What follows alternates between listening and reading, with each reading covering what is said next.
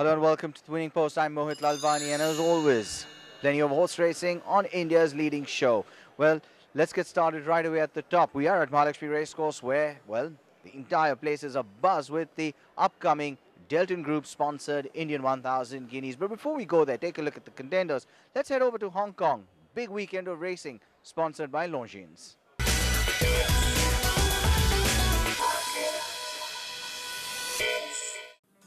Few races in the world match the prominence and prestige of the Longines Hong Kong International Races. With 4 Group 1 races, famed horses from all over the world flying in to compete, and a total purse of over 62 million Hong Kong dollars up for grabs, it is no surprise that the event occupies prominence. For this year's renewal on December 8th, the Sha Tin Racecourse played host to Cirrus des Aigles, Gordon Lord Byron, The Fugue, Dunedin, Red Cadeau and many other prominent names from horse racing around the world. First up of the 4 races was the Group 1 Longines Hong Kong Vase over 2,400 meters. That saw 12 stayers come into the fray to compete for the 15 million Hong Kong dollar prize. The field consisted of local hope Dominant from John Moore's stable, who had earlier won the Queen Mother Memorial Cup on May 5th here at Sha Tin for the 2nd consecutive year. The 5-year-old had run a disappointing 8th at his last outing at the Group 2 Jockey Club Cup on November 17 and was looking to improve on that performance with Hong Kong's leading jockey Zac Burton on board. Joining him was the John Gosden trained filly The Fugue, who enjoyed the maximum share of support from the market and not surprisingly so, with 2 wins coming from her last 3 starts. The 4-year-old had won the Group 1 Dali Yorkshire Oaks in sublime fashion earlier this year and had followed that up with a victory at the Group 1 Irish Championship Stakes as well as a 2nd place finish at this year's Breeders' Cup Turf, which was her last outing, and with William Buick on her back looked promising enough. Also in the fray was 2011 winner Dunedin, who was looking to regain his winning form with his last victory coming from the Group 1 Caulfield Cup in 2012. Outside, Dunedin storming home, but it's Dominant in front with 100 metres to run. The Fugue and Dunedin can't get there and Dominant. It's been a big year for Zac Burton and he wins the first of the group features. Dominant from Dunedin and the Fugue. The home team drew first blood as 6-year-old Dominant lived up to his name as he held off the late finish of the favourite to win by 3/4 of a length from the Fugue, with Dunedin a short head away in 3rd. Runner-up at this year's Melbourne Cup, Red Cadeau finished 4th, while Irish stayer Simonon came in 5th. Dominant's run gave way to the next race, the Group 1 Longines Hong Kong Sprint over 1,200 metres, which has in its 14-year history quickly become an essential stop in the itinerary of the world's best sprinters. This year's race saw 14 thoroughbreds line up at the starting gates to take a shot at the 15 million Hong Kong dollar prize. Japan's Lord Kanaloa, who had won the race last year, was the favourite here as he came into the fray on the back of a win at the Group 1 Sprinter Stakes in Nakayama, Japan on September 29th. The 5-year-old trained by Takayuki Yasuda was ridden by Japanese jockey Yasunori Iwata. Joining him was the Irish-trained stalwart of the European sprinting scene, Slade Power from Eddie Linnan's yard, who had earlier won the Kingston Stakes over at Ascot. Johnny Murtagh was on board. Up on the outside, then Slade Power, Eagle Regiment, and further back to Frederick Engels, who's strung up in traffic. Awada says go now on Lord Kanaloa, and the favourite dashes clearing the spread. Awada up and down in the saddle, but away goes Lord Kanaloa. He's going to make it back-to-back wins in the spread. He's swan song of racing. He's waving to the crowd, Lord Kanaloa. Away he goes. He's beaten Soul. Lord Kanaloa won the race for the 2nd year running, 5 lengths clear of runner-up Soul Power. And although the victory was an incredible one, it was marred when tragedy struck as English-based runner Jwala, who won this year's Group 1 Nunthorpe Stakes, crashed down in front of the stands with jockey Steve Brown trapped underneath. The 4-year-old sustained severe injuries and had to be put down, while Steve Brown escaped with a broken collarbone. With thoughts going out to the ill-fated Jwala, the crowd then turned their attention to the next race on the cards, the Group 1 Hong Kong Mile, which is the richest international mile race in the world, carrying a purse of close to 20 million Hong Kong dollars. The roster has consistently included the greatest international milers and middle distance runners, with this year's field consisting of 14. This was to be the much-touted clash between Moonlight Cloud, the French mare who had so nearly beaten legendary filly Black Caviar at Ascot in 2012 and had recently been victorious at the Group 1 Prix de la Forêt on Arc Day at Longchamp, against the Richard Hannon trained 3-year-old filly Sky Lantern, winner of this year's English 1000 Guineas, Coronation Stakes and Sun Chariot Stakes. Further back to Moonlight Cloud, she's under immense pressure and Glorious Days zip past her as Deleuze goes for home on Gold Fun, drawing 2 lengths clear. Glorious Days coming into the race fresh, he's cutting back the margin. It's Gold Fun in front of Glorious Days, the outsider looms. Packing Whiz going to third, but Glorious Days, great training performance by John Size, going in cold and winning the Hong Kong Mile. Glorious Days for Douglas White beats Gold Fun. The showdown, however, failed to materialise as the home team continued its march and scored a treble, with the John Size trained Glorious Days coming first, followed closely 3/4 of a length later by Gold Fun coming in second, with Packing Whiz at third, and Gordon Lord Byron coming fourth for the second year running. Moonlight Cloud ran sixth, while Sky Lantern disappointingly trailed home last.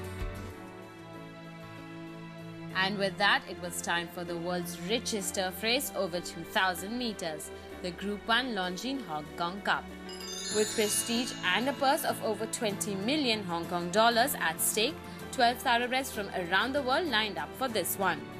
A Keedmo feed from Richard Gibson's stable kept local hopes up as he came into the contest on the back of a second-place finish at the Group 2 Jockey Club Cup on November 17th. The 4-year-old had earlier won the Hong Kong Derby, and with Hong Kong racing's most successful jockey Douglas White on his back, looked like one who could not be counted out. The European challenge was led by Cyrus des Aigles, who had earlier won the Group 2 Prix d'Or and had followed that up with a second-place finish at the Group 1 Champion Stakes over at Ascot.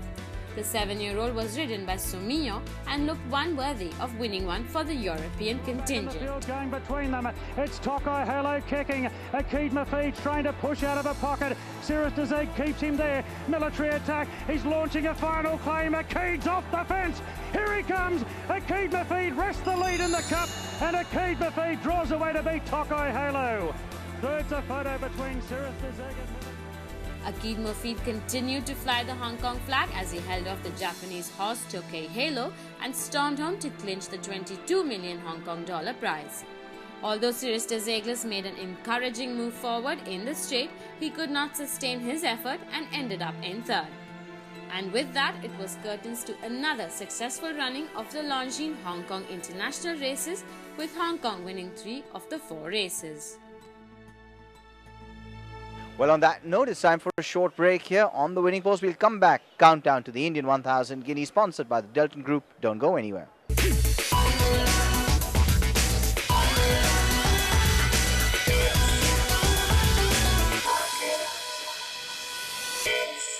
Welcome back to the Winning Post, and the first of the classics just around the corner. In fact, this Sunday, 3-year-old fillies and a champion 3-year-old filly miler will be crowned. Race is sponsored by Deltin Group. Let's take a look at how some of these fillies were going through their paces before the big day.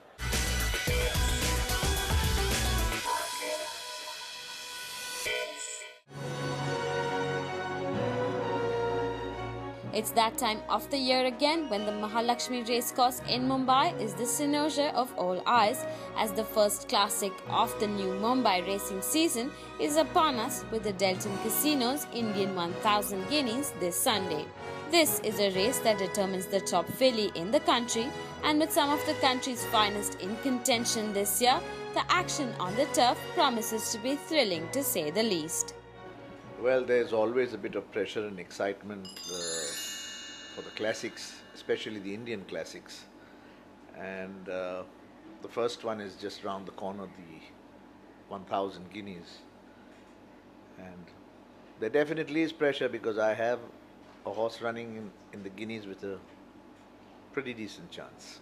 I wouldn't say a couple of days, it will be a couple of months before we plan this race and we proceed towards a lead-up race and then prepare the horses for the first classic of the season on the 15th of December. Of course, the winning an Indian classic is a different feeling. There's a lot of aura, a lot of glamour to it. something, I tell you something sensational. I won 4 Guineas already, and I hope to pull it off this time again. I think a runner itself is great. You have to be very lucky to have a runner.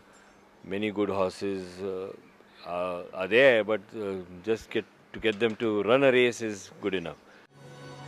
If the performance of the contenders at the Thursday morning track work is anything to go by, the race on Sunday promises a nail-biting finish. The top contender from the numbers seems to be Starry Eyes. She is one with a pedigree that boasts of multi-dimensional, who is possibly the most successful freshman sire in India and a success record of 3 wins from 7 starts. This filly had a successful last season in Mumbai with a victory at the Group 3 Forbes Breeders' Juvenile Championship and was the leading juvenile last year. She, however, had a disappointing season in Bangalore but has since found her winning form again as she stormed to victory at her first outing this season in Mumbai at the Maharaja of Morvi Trophy. The filly is a classy one with tremendous ability to say the least, and the time off she has had will definitely serve her well. I think she got a nice, easy race, and she did have a hard time in Bangalore. So, after which I eased her off and gave her an easy time in Pune. A nice, easy race in Bombay as a prep race, and now we go for it. It was very, very disappointing to see her run the way she did in Bangalore. And why this happened, I really can't put my finger on it. Maybe it was the track. Maybe not, I don't know. Maybe she was just off at that time. But she's definitely come back, and she loves the Bombay track. So I really don't think I should be disappointed with her here. Whichever way the verdict goes, she will run a great race. I just like a normal run race, meaning not too fast, not too slow, and it really doesn't matter. She's a pretty versatile filly, and she can be positioned wherever you want her to, and she'll settle down there. Starry Eye's main threat will possibly come from Sheer Class, who is trained by Pacey Shroff. Sheer Class is the daughter of Shamaldar from Ripple of Pride, and with such immense pedigree behind her, it looks like the mile trip is something that the filly would be successful over, even though she has yet to run over that distance. She has a success record of 1 win from 3 starts, which came from her outing in Pune at the Vinayak Trophy Division 1. We have 4 runners in the 1000 guineas. Sheer Class, winner of 1 race in Pune. In Bombay, she got beat to one of her top filly before Memberi Fade. And I think she's going for a little bigger jump, but she's into great shape. She'll do very well. All 4 of our fillies are done well. They'll be right there by the grace of God.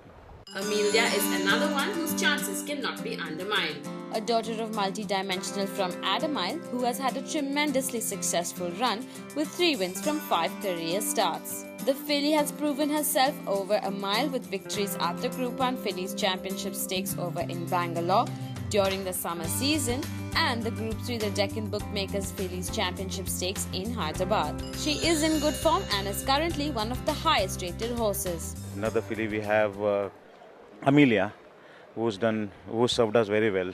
She is a winner of 2 guineas. She is also doing very well. She's happy and she's very confident about herself. That's a good sign. Another one of Starry Eyes' threats will come from the Imtiaz Said trained Kukinov, who is another talented miler. And although luck didn't favour her in Mysore, where she placed 3rd at the 1000 guineas, her performance at the Colmore Million in Pune, where she came out and won in emphatic fashion, is proof enough that the filly has what it takes to take on the rest of the talented field. Kokonov started the campaign in Bangalore. She won her first start very impressively. Her second start was in the Million. Very heavy underfoot conditions where she finished 2nd. Then I took her to Mysore. With a pep race, she won very impressively. Then there again, just before the Guineas, it started pouring heavily. And the underfoot conditions did not suit her. And also, my jockey, for some reason, took away to the front. And he was literally cutting pace with another horse. So I couldn't really make out her to run. Having brought her back to Pune, she won the Million. And then I raced her here, gave her a prep race, and she's performed well in that race. So I think she's peaked at the right time, and I think she'll have a big say in the race. Imtiaz Seth's other runners are Janice J, who had run behind Starry Eyes at the Group 3 Forbes Breeders' Juvenile Fillies Championship, and although the filly has made only 3 career starts, seems to be a fair contender.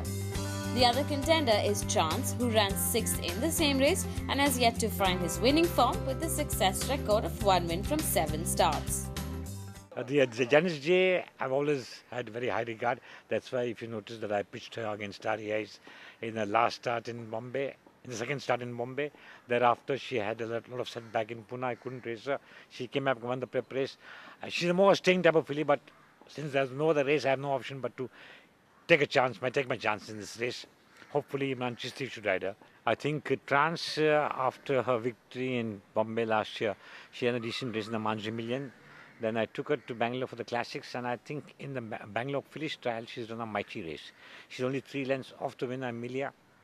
And after that, the Derby, the track was very bad. The underfoot conditions were not feasible. She finished very flattish. Having brought her back to Pune, her first start in the Pune 1 million was quite decent. And again, the Derby, she didn't perform. So that's why I have skipped giving her a prep race, and I'm going straight for the Guineas because I believe she performs best first time out. She's matured, she's taken, she's shown big improvement, and I have a retained rider, J.P. Fortune, to ride her, and I hope he changes the fortunes for her. We'll take a short break on that note, come back, take a look at the rest of the runners. Don't go anywhere.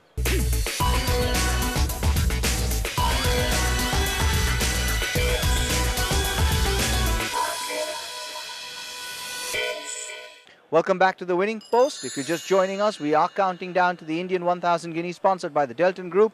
Let's move right along. Let's take a look at the remaining contenders.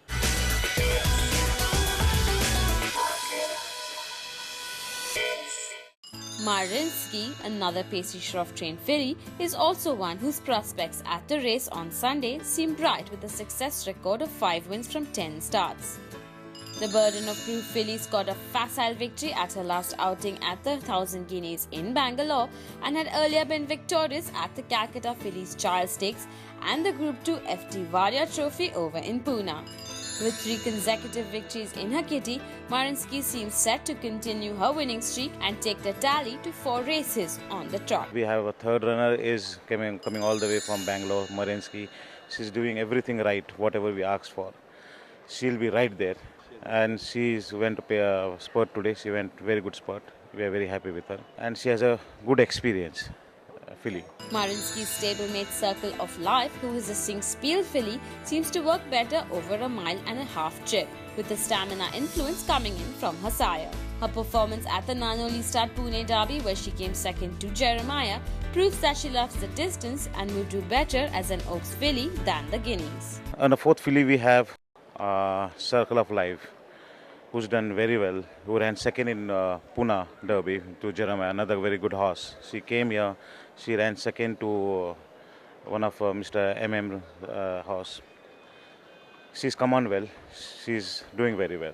Trainer M.K. Jadhav has 2 runners, the first of which is Endra, who has had a reasonably good Pune season with 3 consecutive victories over the 1000-meter trip, but has yet to prove herself over a mile, and whether she's ready to face a field that consists of horses that are a lot more experienced.